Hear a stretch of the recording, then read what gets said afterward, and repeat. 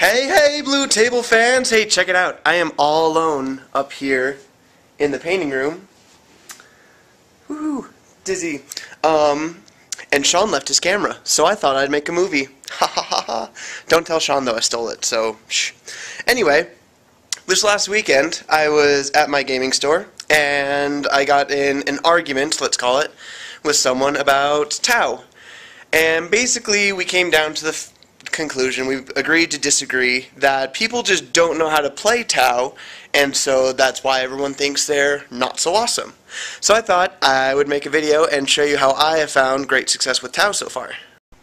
Alright, so what I'm going to do tonight is I'm going to show you how to make use of your Croûte wall, which, if you don't know what a Croûte wall is, go to YouTube and search leafy green wall of Croûte.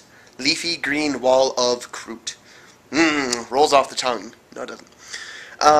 And that will explain what it is. It's a video we did a couple months ago.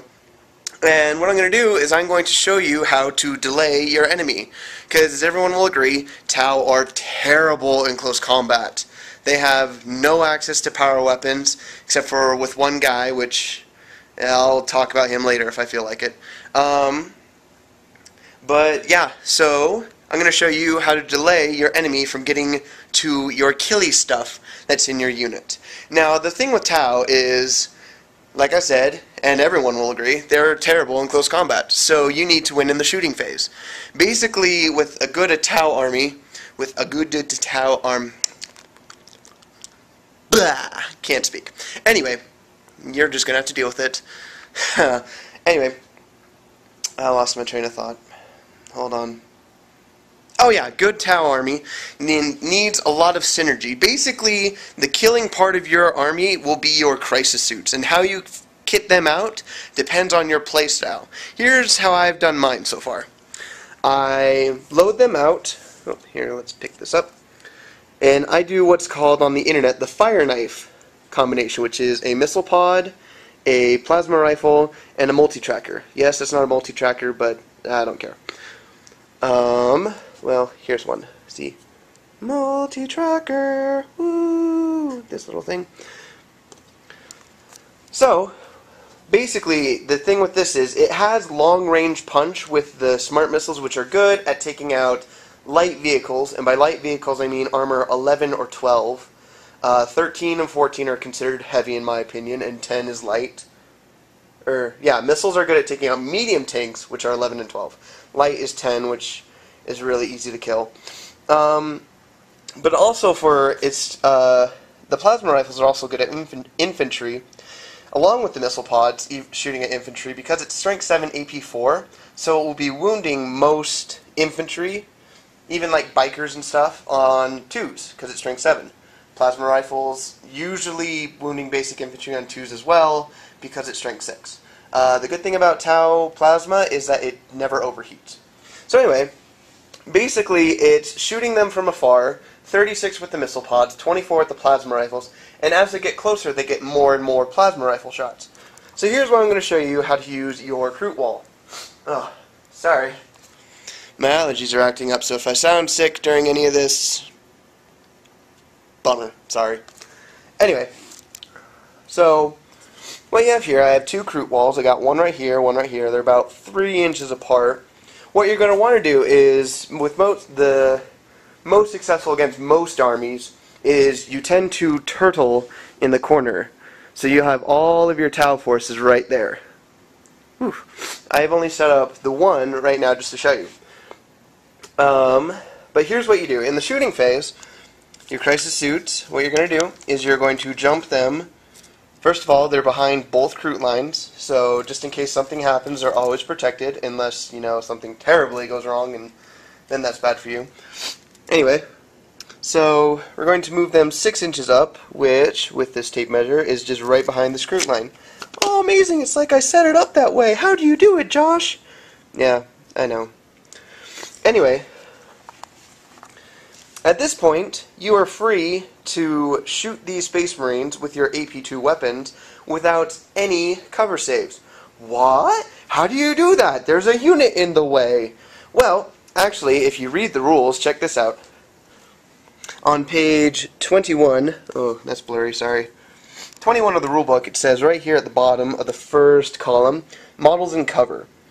It says, when a part of a target model body, as defined on page 16, is obscured from the point of view of the fire, the target model is in cover. So, first of all, let's go to page 16. And it's right here in the second paragraph of the second column.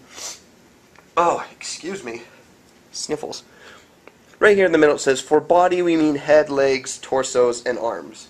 So basically, if the head, torso, legs, or arms are being obscured by anything, you're in cover. Well, since we look through the fire's point of eyes, and by the way, this is how the kit was meant to set up. There's nothing, no fancy conversion or anything. They're just basic crisis suits. Same with the Crute. No tricky conversions like making them taller or kneeling them down or anything. You measure from their eyes. Notice how, because the Crute are smaller than the Tau's head, nothing is being obscured for the Space Wolves, meaning they get no cover saves. Oh, look, that's so awesome. So, granted with, and in this case, they're within 12, I set that up. Usually it won't be, so let's figure this out at long range. Long range, usually you'll have, especially with units in the open like this, you'll want to kill them because you don't get that chance very often.